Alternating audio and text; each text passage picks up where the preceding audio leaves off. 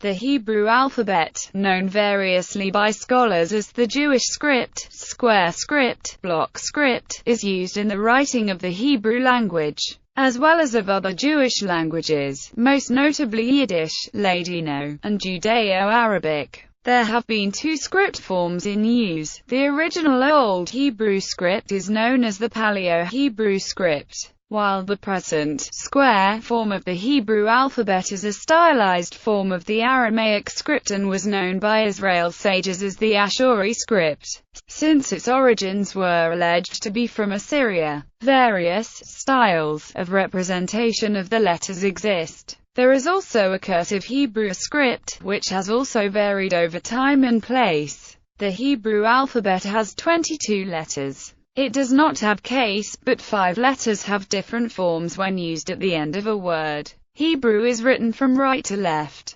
Originally, the alphabet was an abjad consisting only of consonants. As with other abjads, such as the Arabic alphabet, scribes later devised means of indicating vowel sounds by separate vowel points, known in Hebrew as nikud. In Rabbinic Hebrew, the letters are also used as matrolexionized to represent vowels. When used to write Yiddish, the writing system is a true alphabet. In modern usage of the alphabet, as in the case of Yiddish and to some extent modern Israeli Hebrew, vowels may be indicated. Today, the trend is toward full spelling with these letters acting as true vowels. History. According to contemporary scholars, the original Hebrew script developed during the late 2nd and 1st millennia BCE alongside others used in the region. A distinct Hebrew variant of the Phoenician script, called by scholars the Paleo-Hebrew alphabet, emerged by the 10th century BCE. Examples of which are represented in the Gezer calendar and the Solomon inscription.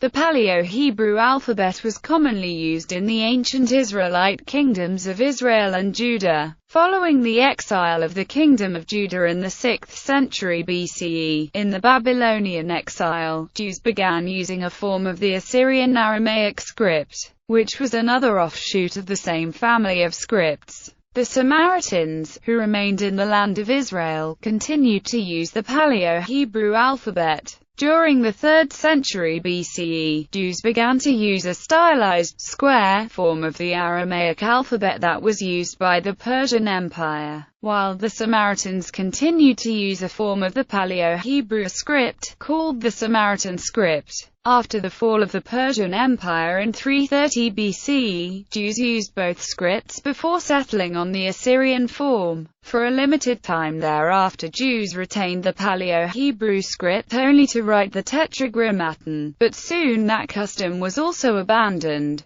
The square Hebrew alphabet was later adapted and used for writing languages of the Jewish diaspora, such as Karaim, Judeo-Arabic, Ladino, Yiddish, etc. The Hebrew alphabet continued in use for scholarly writing in Hebrew, and came again into everyday use with the rebirth of the Hebrew language as a spoken language in the 18th and 19th centuries, especially in Palestine. Description. General. In the traditional form, the Hebrew alphabet is an abjad consisting only of consonants, written from right to left. It has 22 letters, 5 of which use different forms at the end of a word. Vowels. In their traditional form, vowels are indicated by the weak consonants aleph, he, vav, or yud serving as vowel letters, or matrolexionized. The letter is combined with a previous vowel and becomes silent, or by imitation of such cases in the spelling of other forms. Also, a system of vowel points to indicate vowels, called nikud, was developed. In modern forms of the alphabet, as in the case of Yiddish and to some extent modern Israeli Hebrew, vowels may be indicated.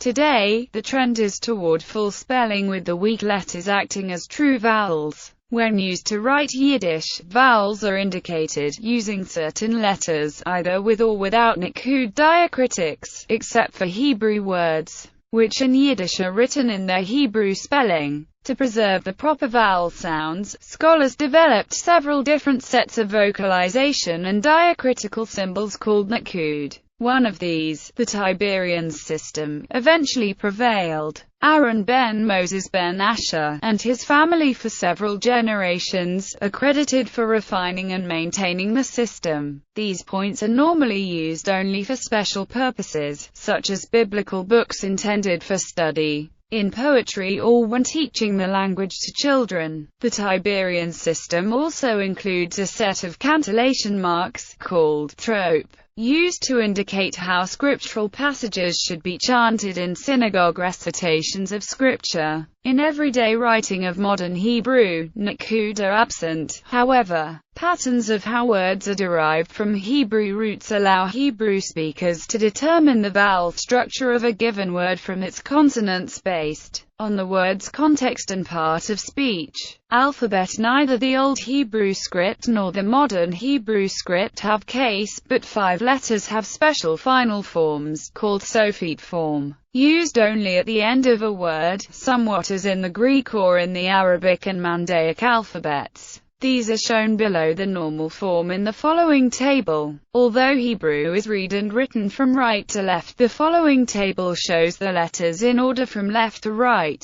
Pronunciation of letter names. Stylistic variants. The following table displays typographic and chirographic variants of each letter. For the 5 letters that have a different final form used at the end of words, the final forms are displayed beneath the regular form. The 3 lettering variants currently in use are block, cursive, and Rashi. Block and Rashi are used in books. Block lettering dominates, with Rashi lettering typically used for certain editorial inserts or biblical commentaries in various standard literary works. Cursive is used almost exclusively when handwriting, unless block lettering is desired for stylistic purposes. Yiddish symbols. Numeric values of letters. Hebrew letters are used to denote numbers, nowadays used only in specific contexts, e.g., denoting dates in the Hebrew calendar, denoting grades of school in Israel, other listings, commonly in Kabbalah in a practice known as gematria, and often in religious contexts. The numbers chapter 500, 600, 700, 800 and 900 are commonly represented by the juxtapositions, and respectively. Adding a geresh to a letter multiplies its value by 1000. For example, the year 5769 is portrayed as where represents 5000 and represents 769. Transliterations and transcriptions.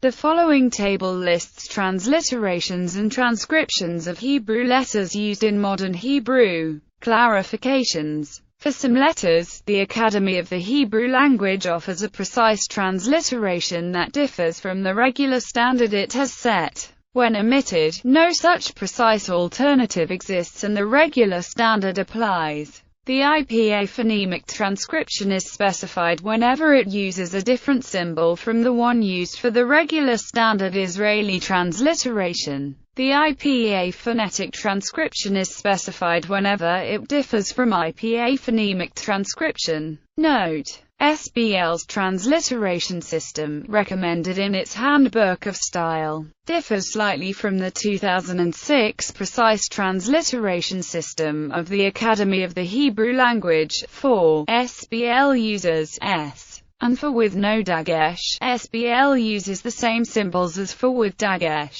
Notes A1, 2, 3, 4 in transliterations of modern Israeli Hebrew, initial and final, silent or initial, and silent are not transliterated. To the eye of readers orientating themselves on Latin alphabets, these letters might seem to be transliterated as vowel letters. However, these are in fact transliterations of the vowel diacritics, nakud. E.g., in, and, the letter always represents the same consonant, whereas the vowels, I, E, and O, respectively represent the spoken vowel, whether it is orthographically denoted by diacritics or not. Since the Academy of the Hebrew Language ascertains that in initial position is not transliterated, the symbol for the glottal stop is omitted from the transliteration, and only the subsequent vowels are transliterated, resulting in im, em, and om, respectively. B1, 2, 3. The diacritic jeresh is used with some other letters as well, but only to transliterate from other languages to Hebrew, never to spell Hebrew words, therefore they were not included in this table. The non-standard and are sometimes used to represent with, which like d and t appears in Hebrew slang and loanwords. C1, 2, the sound chi is often transcribed ch inconsistently with the guidelines specified by the Academy of the Hebrew Language. Chi-am, cham, per second chi, shak. D. Although the Bible does include a single occurrence of a final p with a dagesh, in modern Hebrew, p is always represented by p in its regular, not final, form, even when in final word position, which occurs with loan words, foreign names and simslang. Pronunciation. The descriptions that follow are based on the pronunciation of modern Standard Israeli Hebrew. Shin and sin are represented by the same letter, but are two separate phonemes. They are not mutually allophonic. When vowel diacritics are used, the two phonemes are differentiated with a shin dot or sin dot. The shin dot is above the upper right side of the letter, and the sin dot is above the upper left side of the letter. Historically, left dot sin corresponds to Proto-Semitic asterisk s, which in Biblical Judaic Hebrew corresponded to a voiceless alveolar lateral fricative, l, as is evident in Greek transliteration of Hebrew words such as balsam, as is evident in the Targum Onkelos. Rendering of Proto-Semitic asterisk s's, l, is still evident in the Sokoti language.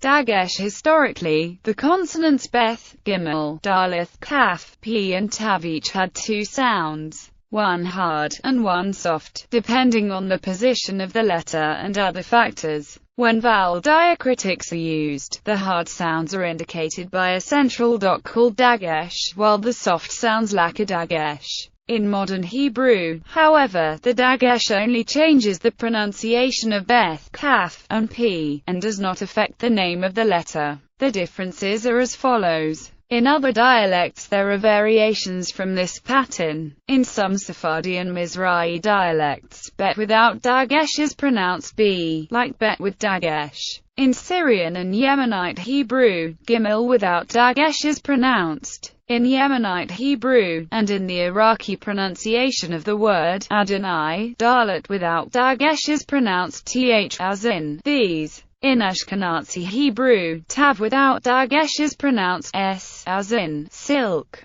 In Iraqi and Yemenite Hebrew, and formerly in some other dialects, tav without dagesh is pronounced theta, as in thick. Identical pronunciation in Israel's general population. Many consonants have the same pronunciation. They are as follows. Asterisk. Varyingly ancient Hebrew pronunciation. Some of the variations in sound mentioned above are due to a systematic feature of ancient Hebrew. The 6 consonants, bdkpt, were pronounced differently depending on the position. These letters were also called biged kefet letters, bdkfd. The full details are very complex. This summary omits some points. They were pronounced as plosives, bdkpt, at the beginning of a syllable, or when doubled. They were pronounced as fricatives, vthxf theta, when preceded by a vowel. The plosive and double pronunciations were indicated by the dagesh. In modern Hebrew the sounds d and g have reverted to d and, respectively, and t has become t. So only the remaining 3 consonants, bkp, show variation. Resh may have also been a doubled letter, making the list biged kepors. Chet and iron represented pharyngeal fricatives, Zadi represented the emphatic consonant per second, Tet represented the emphatic consonant t, and Qof represented the uvular plosive q. All these are common Semitic consonants. Sin was originally different from both Shin and Samek, but had become per second, the same as Samek by the time the vowel pointing was devised. Because of cognates with other Semitic languages, this phoneme is known to have originally been a lateral consonant. most likely the voiceless alveolar lateral fricative L, or the voiceless alveolar lateral affricate TL. Regional and historical variation. The following table contains the pronunciation of the Hebrew letters in reconstructed historical forms and dialects, using the International Phonetic Alphabet. The apostrophe-looking symbol after some letters is not a U but a geresh. It is used for loan words with non-native Hebrew sounds. The dot in the middle of some of the letters, called a dagesh kal, also modifies the sounds of the letters, and in modern Hebrew, velarized or pharyngealized. Pharyngealized, sometimes said to be adjective but more likely glottalized. Vowels. Matra lectionize alof, he, vav and yod are letters that can sometimes indicate a vowel instead of a consonant, when they do, and are considered to constitute part of the vowel designation in combination with a nikud symbol, a vowel diacritic, whereas and are considered to be mute, their role being purely indicative of the non-marked vowel. Vowel points. Nikud is the system of dots that help determine vowels and consonants. In Hebrew, all forms of nikud are often omitted in writing, except for children's books, prayer books, poetry, foreign words, and words which would be ambiguous to pronounce. Israeli Hebrew has 5 vowel phonemes, i.e. a, o, u, but many more written symbols for them. Note 1. The symbol represents whatever Hebrew letter is used. Note 2. The pronunciation of Zaire and sometimes Sagol, with or without the letter Yod, is sometimes A in modern Hebrew. This is not correct in the normative pronunciation and not consistent in the spoken language. Note 3. The Dagesh, Mapik, and Shurik have different functions, even though they look the same. Note 4. The letter is used since it can only be represented by that letter. Mitig, by adding a vertical line underneath the letter and to the left of the vowel point, the vowel is made long. The mitig is only used in Biblical Hebrew, not modern Hebrew. Shba, by adding 2 vertical dots underneath the letter, the vowel is made very short. Comparison table. Gershaim. The symbol is called a gershaim and is a punctuation mark used in the Hebrew language to denote acronyms. It is written before the last letter in the acronym, e.g. Gershaim is also the name of a note of cantillation in the reading of the Torah, printed above the accented letter, e.g. Sounds represented with diacritic geresh. The sounds t, d, written, and w, non-standardly sometimes transliterated or, are often found in slang and loan words that are part of the everyday Hebrew colloquial vocabulary. The apostrophe-looking symbol after the Hebrew letter modifies the pronunciation of the letter and is called a geresh. The pronunciation of the following letters can also be modified with the geresh diacritic. The represented sounds are however foreign to Hebrew phonology, i.e., these symbols only represent sounds in foreign words or names when transliterated with the Hebrew alphabet, and never loan words. A geresh is also used to denote acronyms pronounced as a string of letters, and to denote a Hebrew numeral. Geresh also is the name of one of the notes of cantillation in the reading of the Torah, but its appearance and function is different.